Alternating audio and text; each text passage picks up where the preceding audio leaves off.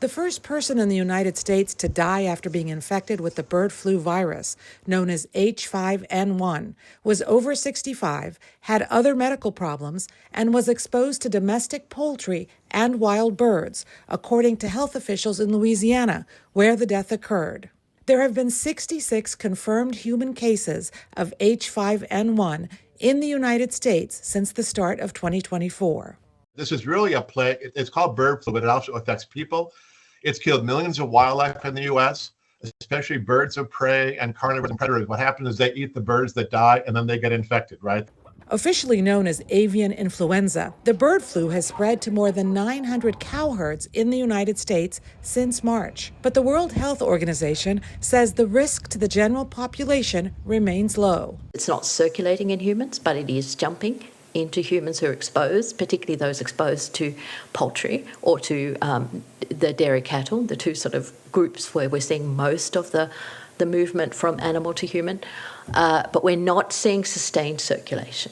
Outside of the United States, more than 950 cases of bird flu have been reported in the past 20 years. In half those cases, the patients died. I think that it is impossible to exaggerate the risk that H5N1 avian influenza poses. This virus has the potential to create a pandemic that would absolutely dwarf. It'd make you forget that COVID-19 ever happened. U.S. health officials say the evidence suggests that the Louisiana patient developed mutations of the virus as their illness worsened.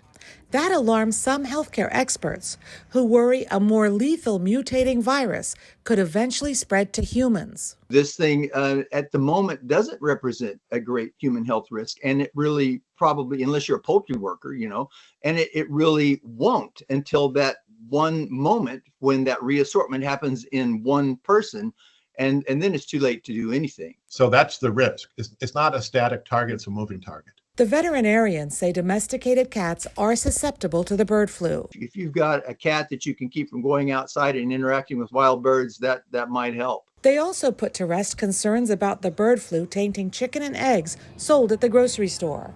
If the chicken is cooked or the eggs are cooked, there's no risk for humans. You just have to cook it. And they say milk is safe as long as it's pasteurized. Dora Mekouar, VOA News, Washington.